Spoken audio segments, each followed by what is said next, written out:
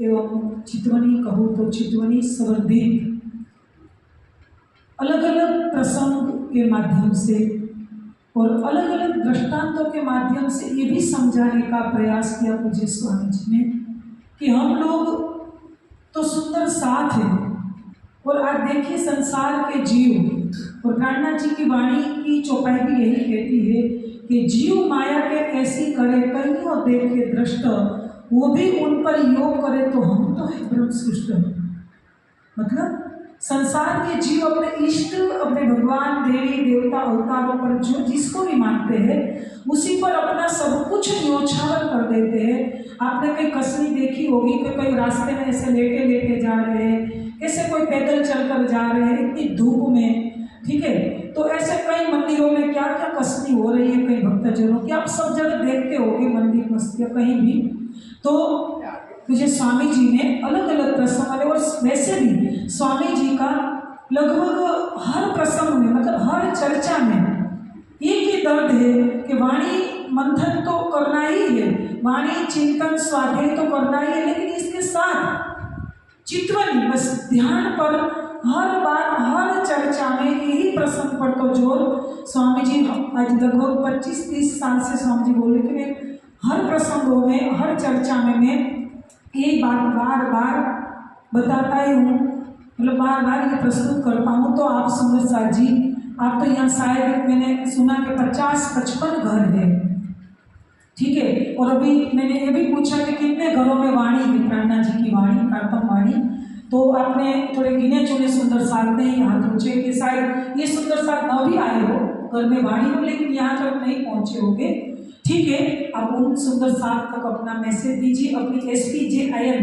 जो चैनल है वो भी आप उसी को लिंक भेजिए। और इतना नहीं, सुंदर साथ जी में आज अपने सुंदर साथ के लिए मुझे स्वामी जी 2 दिन से यही नहीं, वैसे तो जब से ज्ञानपीठ की अपना इससे पहले रतनपुरी से 87 से जुड़े, तब मतलब रतनपुरी से जुड़ने के बाद आज 30-35 साल की जो भी साधना रही है, तो सुंदर साथ जी उसी के अंदर एक ही दर्द, और हम हमारा भी दर्द नहीं ले रहे, स्वामी जी पूरे संसार के लिए सबसे ज्यादा सुंदर साथ को प्रेरित करते कि सुंदर साथ जी सुंदर साथ होते हुए भी आपको अपने एक अपना पति या संसार के पति, मैंने अभी थोड़ी देर पहले भी अपने यहाँ के वक्तव्य में बताया था कि सुंदर साथ जी यहाँ से कोई हमारे पति हो या बच्चे हो, कोई बाहर पढ़ाई के लिए या बिजनेस या धंधा के लिए कोई बिजनेस बाहर गए हैं, उसी को भी एक बार इच्छा होती है कि उसका मुख देख ले परिवार का या रिश्तेदारों का, चलो ना 1 महीने के बाद एक बार तो घर पे जाए। बच्चे भी छात्रावास में हो या कहीं भी हो, हॉस्टल में से मतलब एक बार तो सोचता है कि चलो एक बार तो महीने या सप्ताह में घर पर जाके मम्मी पापा या रिश्तेदारों को मिले। देखिए अभी तो आज तो सोशल मीडिया, मतलब ये कितनी टेक्नोलॉजी आ गई कि वीडियो कॉलिंग से चाहे हजारों किलोमीटर की दूरी एकदम निकट आपको एकदम मतलब नजदीक कर देती है। ऐसी आप रोज बात करते होगे, अपने बच्चे कहीं आउट स्टेट, मतलब आउट कहीं राजस्थान के और प्रांत या और कंट्री में होगे, तो आप रोज वीडियो कॉलिंग से बात करते होगे, तो क्या आपको ये इच्छा नहीं कभी पैदा होती?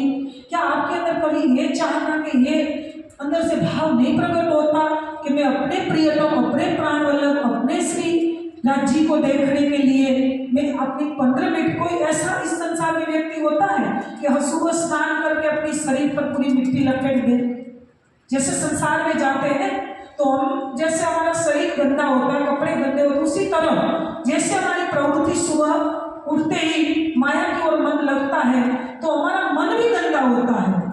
मेरी बात समझ रहे हो? तो आप ये प्रयास करें कि सुबह 15 मिनट हमारे दिल को निर्मल करने के लिए, कल एक दीदी आई थी कहीं बाहर से, मेरे को प्रांगण में कल आधे घंटे बिठा दिया और पूछ रही थी कि दीदी राज जी का ध्यान करने की क्या जरूरत है, ध्यान ना करें तो ये तो हमारे ही है।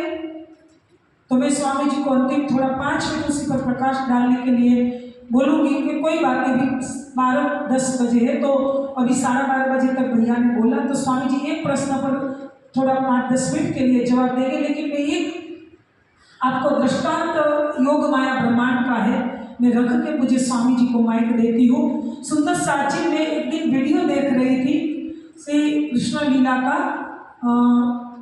मतलब मोबाइल पर, तो मैंने उसी के प्रसंग सुना ब्रजलीला का एक, बहुत ही सुंदर है, आप ध्यान से सुनिए। मैं जब वीडियो देख रही थी तो मेरी आंखों से एकदम आंसू बहने लगे, मतलब इसीलिए कि मैंने अपने को धिक्कारा, मेरी मन बुद्धि चित्त अपने अपने को ये धिक्कारा कि मैंने क्या किया अभी तक, रांची को पाने के लिए मेरी क्या साधना, मेरी क्या कसनी। तो वीडियो में क्या बताया, एक दिन कुंज वन में गोपियों का समूह बैठा था, ब्रजलीला का लीला का मतलब वो दृष्टांत है। तो गोपियों का समूह बैठा था, बीच में राधा जी भी बैठी थी। तो सखिया सोच रही थी कि राधा को पूछना तो है, लेकिन कौन बल करे कि राधा को पूछे कि राधा हमको एक बार कृष्ण का स्वरूप पूरा वर्णन करेगी आप, क्योंकि फिर राधा ताना मारेगी, मजाक करेगी कि अरे पगली तू तो हमारे साथ रोज रहती है, हम सबकी एक साथ ही कृष्ण के साथ लीला रहती है, और तू पगली हमको ये पूछ रही है कि कृष्ण का स्वरूप का वर्णन करो। तो सुंदर सा जी मेरी बात समझ में आ रही, मैं सुंदर साथ को ये प्रेरित कर रही हूँ कि जो एक अखंड योग माया ब्रह्मांड की गौरव की कृष्ण लीला जो इतनी प्रेम की पराकाष्ठा की बात कर रही है, तो देखिए हम सुंदर साथ तो इससे करोड़ों गने ऊपर की अनन्य परा प्रेम लक्षणा भक्ति हमारी है, और वो तो करोड़ों अंश योग में ब्रह्मांड में प्रेम की एक सुगंधी आए और इतनी पराकाष्ठा की लीला हो। तो ध्यान से सुनिए, तो एक सखी ने बल किया कि चलो हम कृष्ण को राधिका जी को पूछे कि कृष्ण का स्वरूप का थोड़ा कुछ तो वर्णन करके सुनाइए। तो एक सखी बल करके खड़ी हुई और राधा जी को पूछा कि कृष्ण के स्वरूप का वर्णन करिए ना राधा जी। तो बोले कि अरे आप मेरे को क्यों पूछ रही, क्या आप तो हमारे साथ हर बार लीला में रहती हो, क्या आपने उसके स्वरूप को नहीं देखा? अरे पगलियों, मैं भी, हे सहचरियों, हे गोपिकाओं, मैं भी दुखी हूँ, मैं भी पीड़ित हूँ। तो वो आश्चर्यचकित हो गई सखी के, अरे ये क्यों राधा ऐसे बोल रही है, मतलब मैं भी दुखी हूँ, पीड़ित हूँ, मैंने भी उसके स्वरूप को पूरा नहीं देखा है। तो कहने का भाव क्या है, मतलब उसके स्वरूप पल में कई बार बदल जाते हैं, और पल में इतनी शोभा श्रृंगार और सौंदर्य की इतनी अनुपम अलौकिक शोभा में बदल देते हैं कि हम उसी पर अभी नजर भी नहीं ठहरी, नजर भी स्थिर नहीं हुई, तब तो कृष्ण कई बार अपनी शोभा को बदल देते। तो हे सहचर्या, मैं भी दुखी, मैं पूरा स्वरूप तो अब तक मैं भी नहीं देख पाई हूँ। फिर क्या बोले कि अरे देखो ने, कदाच मैं कभी देखने का प्रयास करती हूँ ने, तो ये जो ब्रह्मा जी है ना, उसने सृष्टि की उत्पत्ति की है, तो उसने ये पलकें जो बनाई है ना, ये बहुत ही हमारे लिए दुख की बात है। ये पलकें नहीं बनाई होती ना, तो थोड़ी देर भी हमारी आंख उसी पर टिकी रहे और हम स्वरूप को अंदर पी ले, सिर्फ देखे नहीं पी ले, थोड़ी देर भी हमें क्षण मिली भी।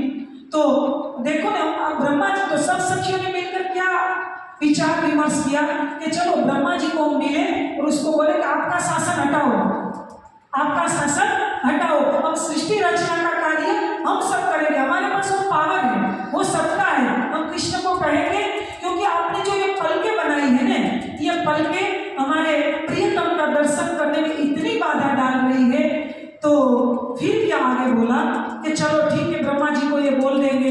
लेकिन राधा ने फिर बोला कि क्या करें, चलो हमको दे भी दिया ये शोभा ये सबका, लेकिन आगे क्या, तो भी एक नेत्र हम बनाएंगे तो एक नेत्र से हमारी तृप्ति होगी ही नहीं प्रियतम को निहारने में, शोभा में डूबने में। ऐसा करें तो कि हम ये जो रोम बने ना, रोंगटे जो बनी है ना बॉडी में, पैरों में हाथों में रोंगटे जो बनी है ना, ऐसा करें तो हम जहाँ रोंगटे बनी है ना, वहां हमारे नेत्र बना दें।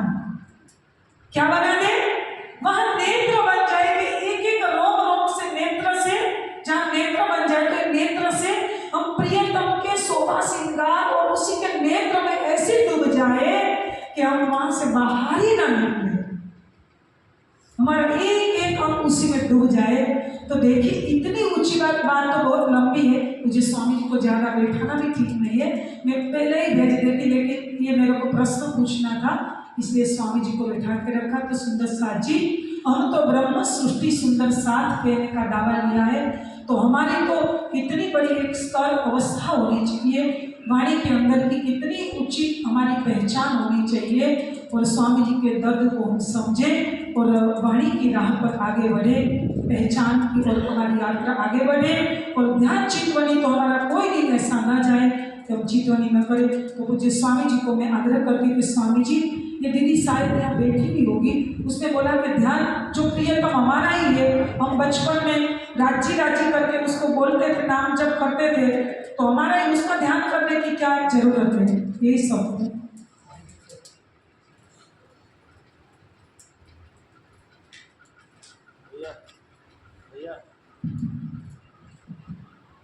सुंदर सर जी, कल मैंने प्रातःकाल के प्रवचन में बोला था कि सबका कर्तव्य है कि किसी को अपना प्रिय बनाए, प्रियवर बनाए, लेकिन केवल प्रियतम न बनाए। स्त्री का तन हो या पुरुष का तन हो, सबके अंदर चेतन तत्व है, सबकी आत्मा एक जैसी है और सबकी आत्मा या जीव का प्रियतम केवल एक अक्षरातीत हो सकता है। मुसलमान कितने भी आतंकवादी बनते हैं, कितने भी खून खराबा करते हैं, लेकिन उनकी पहली निष्ठा अल्लाह पर होती है। हिंदू भावुक होता है और वो वेद के कथन को भूल जाता है, वैसे सुंदर साहब भी भूल जाते हैं। जैसे एक बहन दिल्ली की मिली थी, उसने मेरे से कहा कि यदि मैं अपने ही पति को राज्य बना लूँ तो क्या नुकसान है। अब कहाँ अक्षरातीत, कहाँ विषय विकारों में उनका फंसा हुआ पति जो कुछ दिनों के लिए दुनिया का एक मेहमान है, उसको खुद पता नहीं। ऐसी भी बहनें हैं जो अपने पति के लिए मांस भी पकाती हैं और सुंदर साथ में उनकी सद्गुरु के रूप में पूजा होती। एक बहन थी, मैं बड़ोदरा आश्रम में, ये 96 की बात है, राज्य के लिए जो भोग तैयार होता था, कहती कि नहीं, पहले मेरा पति ही मेरा राज्य है, मेरा पति को पहले जाएगा, राज्य के मंदिर में बाद में जाएगा। तो ऐसी बहनों की कभी भी चितवनी लगने वाली नहीं है, जिनके लिए अपने मिट्टी के तन वाला पति राज्य से बड़ा लगता है, उनकी सूत्रता कभी लग नहीं सकती। इस मोह के फंदे को दूर करना पड़ेगा। देखिए, पत्नी के लिए पति देवता है, उसकी सेवा करें, उसका सम्मान करें, लेकिन अक्षरातीत का स्थान कोई भी नहीं ले सकता। ब्यावर में थे तो पतियों की शिकायत थी कि हमारी पत्नी हमारा कहना बिल्कुल नहीं मानती है, हम आर्यसमाजी हैं और ये न जाने कौन से मत पे चली गई, तो जहाँ हम जाएं हमारी पत्नी को जाना चाहिए, हम नहीं जाते हैं तो ये क्यों जाती है। ये अनर्थकारी है। पति पत्नी का, माता पिता का, भाई बहन का, पिता पुत्र का रिश्ता लौकिक होता है। पत्नी के लिए पति देवता है, पति के लिए पत्नी देवी है। दोनों एक दूसरे का सम्मान करें, कहाँ आना जाना है ये विवेक पूर्वक आपस में तय करना चाहिए।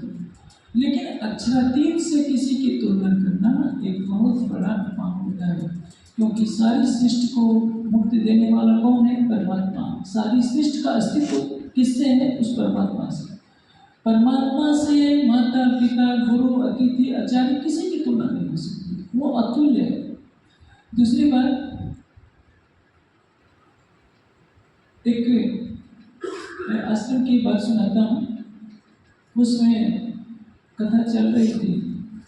कुछ सुंदर साहब क्या करते थे, माइक की आवाज़ कमरे में पहुंचती थी तो कथा सुनने नहीं आते थे। कहते थे कि कमरे में तो आवाज़ आ ही रही है, वहाँ हम कहते थे कि हम यहीं बैठे बैठे सुनते रहते थे। अब सोचिए ये किससे पैदा होता है। मैंने देखा कि ये लोग तो कई कई तरह का अचार खाते हैं, ठूस ठूस कर खाते हैं, इसलिए सोचते हैं कि बैठना भी ना पड़े, पलंग पर लेटे लेटे कथा सुने। ये प्रवृत्ति कहाँ से पैदा होती है? प्रमाद अनस्य निद्रा भी तत्निमग्नात् कौन्तेय। तमोगुण की, रजोगुण की जब वृद्धि होती है तो आलस्य और प्रमाद पैदा होते हैं। हमारे सुंदर साथ में भी ये कूट कूट कर भरा पड़ा है। पूरी रात नाचने के लिए कह दीजिए गरबे में तो किसी का पैर नहीं थकता है, शोर मचाने के लिए कह दीजिए तो सब बात कर लेंगे। लेकिन चितवनी में सबकी शिकायत आती है, कोई कहेगा कि पैर में दर्द हो रहा है, कोई कहेगा कमर में दर्द हो रहा है। इसका कारण क्या है? हमारे हृदय में वैसा प्रेम नहीं आया। मीरा ने कोई शिकायत की, मेरे तो गिरधर गोपाल जो कह रही है कि मेरा का जीवन किसके लिए है? श्री कृष्ण के लिए। आपने राधा की बात सुनी, राधा सहित गोपियों ने 100 वर्षों तक प्रतीक्षा की थी कि कृष्ण ने कहा है कि मैं आऊंगा तो जरूर मेरे से मिलेंगे। ये अटूट प्रेम है। राज्य कहाँ है?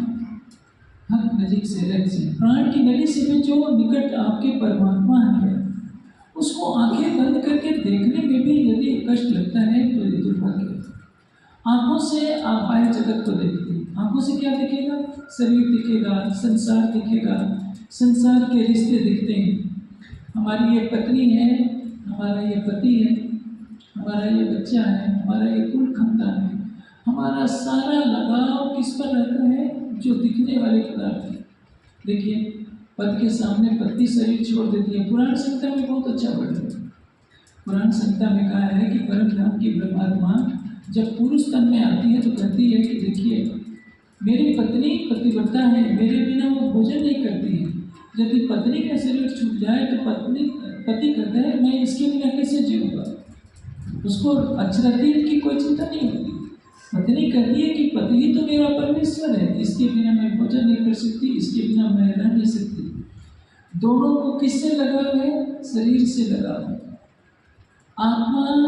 आत्मा की पहचान नहीं है। यदि हम आत्मदृष्टि खोल लें तो क्या लगेगा? सबके अंदर एक ही चेतना नजर आएगी और ऐसी स्थिति में पता चलेगा कि आत्मा क्या है, परमात्मा क्या है। इसलिए जो बहनें 5 चौपाई पढ़ करके चरणामृत प्रसाद लेकर या मेहर सागर का गोटा पढ़ करके खुश हो रही है कि हम राज्य के बहुत निकट हैं, तो समझिए वो अभी नर्सरी की प्राइमरी की क्लास में केवल पढ़कर अपने को धोखे में रख रही है। पन्ना जी की मित्र जिन्होंने पढ़ी है उनको मालूम है प्रातः काल का पहला प्रहर शुरू होता है 6 से 9 बजे का। सबसे पहले श्री जी विराजमान होते हैं और सब सुंदर साथ सबसे पहला कार्य चितवनी का करते हैं।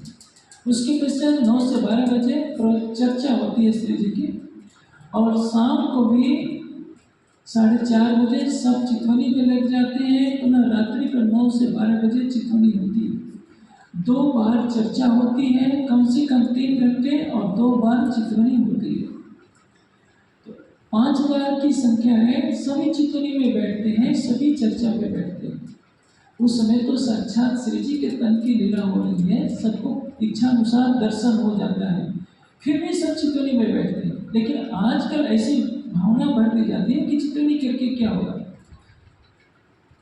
स्वयं श्री महामती जी 1748 में वाणी का अवतरण बंद हो जाता है तो चितवनी करते हैं।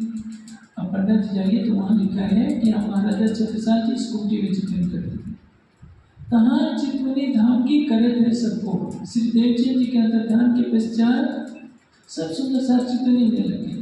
लेकिन आज दुर्भाग्य है कि सुंदर साथ परम धाम की चितवनी से दूर होकर केवल गरबा खेलने में ही अपना गौरव समझ लेता है।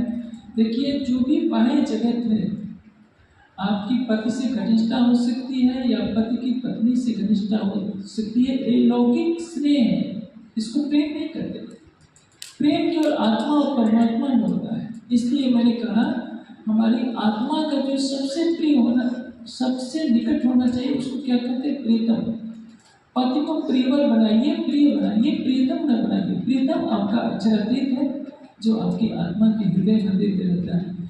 जब आप घर के काम काज कई घंटे कर सकती हैं तो आंखें बंद करके चितवनी करने में क्या कष्ट होता है।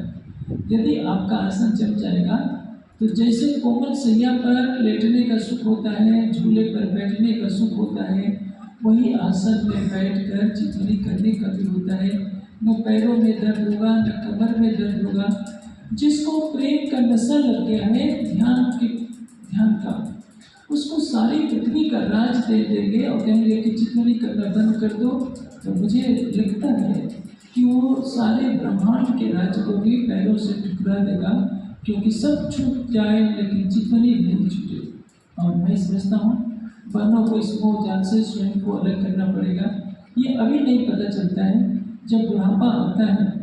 एक कोने में वही जो आज महिला युवती है, कल को दादी बनकर के बैठती है, और पोते शोर मचाते हैं कि दादी जी ज़्यादा शोर मत करो। जब अपने ही बेटे जिसको जन्म दिया होता है, गोद में खिलाया होता है, बुढ़ापे में बेसहारा छोड़ जाते हैं, तो संभवतः उस समय माताओं दोनों को याद आएगी कि यदि हमने राज्य से प्रेम किया होता, राज्य की चितौनी की होती, तो युगों का बंधन हमें कष्ट भी नहीं जाता। याद रखिए, संसार का कोई भी रिश्ता हमेशा के लिए आपके साथ नहीं रहने वाला है। माता पिता भाई बंधु एक एक करके सभी बिछुड़ते जाने वाले हैं।